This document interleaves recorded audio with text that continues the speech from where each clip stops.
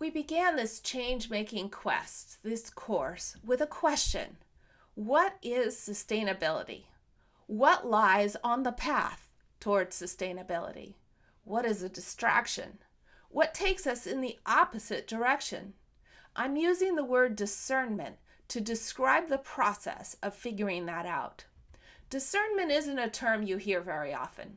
But then again, making an independent judgment based on a particular objective isn't necessarily a popular thing to do. Mainstream capitalism, controlled by the man, wants to make those decisions for you and to market to you what he wants you to buy. However, if we're going to solve the problems of the world, we've got to get good at making decisions, making a judgment whether a proposed solution really will work or not. Discernment basically means figuring things out, usually figuring things out from a specific point of view. In contemporary terms, it's viewing your options through a particular lens. And our lens, our filter, is solving the massive problems we've been talking about in this course. The definition of discernment relies on the word obscure, which can mean dark or dim. Well, you could certainly say that we're trying to comprehend the dark underbelly of this supposedly successful and prosperous Western civilization. These issues are not talked about in mainstream society, so you could say they're dim. The second definition, shrouded by or hidden in darkness, we're told to pay no attention to those efforts to mislead the public. For example, the campaigns to cast doubt on climate science. It gets even more intense when we talk about more. The Occupy movement questioned the economy, so Occupy was squelched, quieted. The movement for Black Lives calls attention to racial disenfranchisement, and the man funds political efforts to worsen it. Big corporations and the economy and the man are doing everything they can to bury biocapacity issues. But let's look at that third definition. The answers are certainly not clearly seen or easily distinguished. They are certainly muddied. Most people don't have the ability to sort it out, but you do. When someone proposes a solution, we need to evaluate it. And as we evaluate, it's a sorting process. We go through the pile of proposed solutions and we say, this one won't work, it's junk. That one, meh, it doesn't quite get the job done.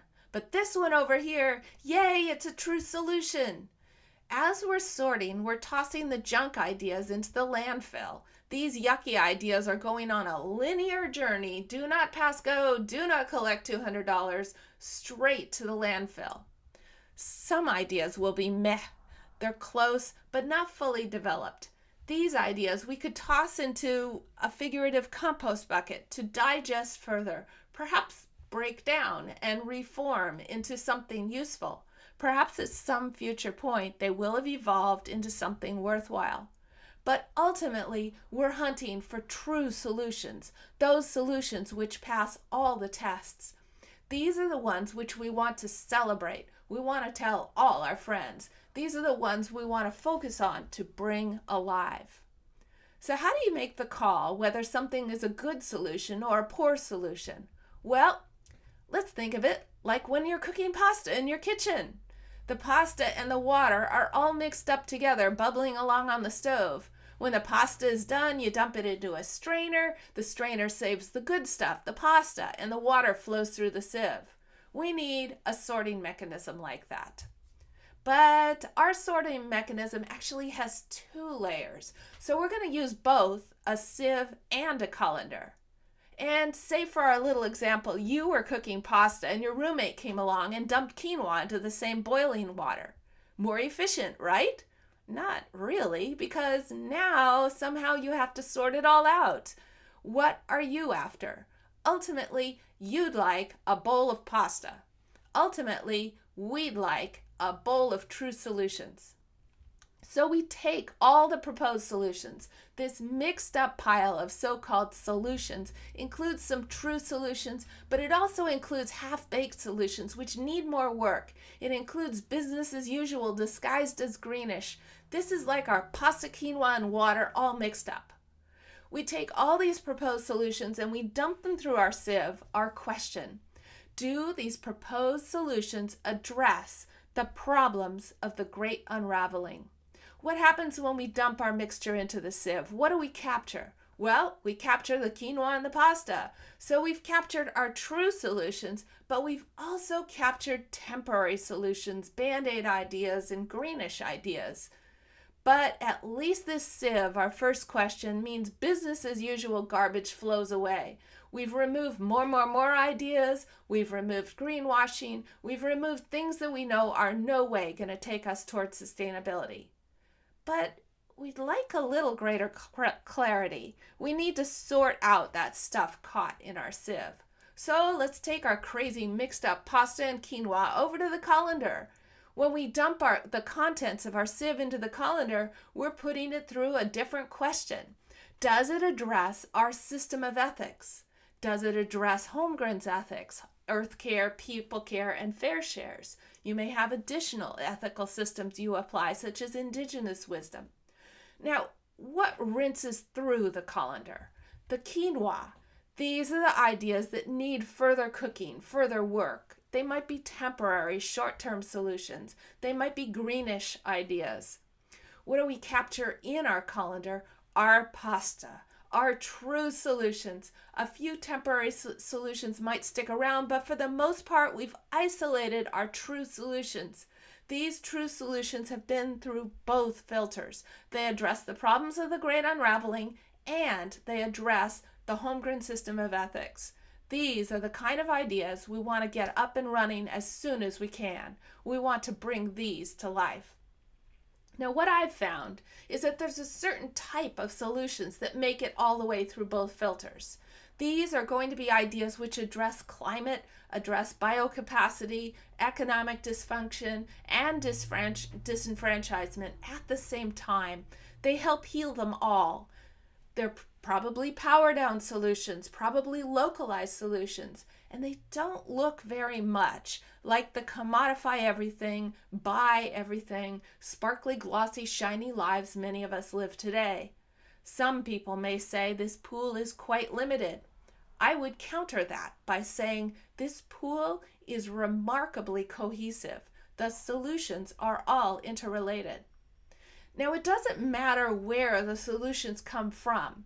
They don't need to have some sort of stamp of approval like certified organic, LEED, or permaculture approved. In fact, it's best to open our mind to true diversity, to recognize that people all over the world are creating solutions that will make it through these filters. Now, what does this look like in practice? Well, when you get a new book, or you hear of new solution, you need to ask yourself, does the person who thought up this thing understand the great unraveling? Does this person know about climate change and peak everything and biocapacity and the problems baked into the economy and disenfranchisement?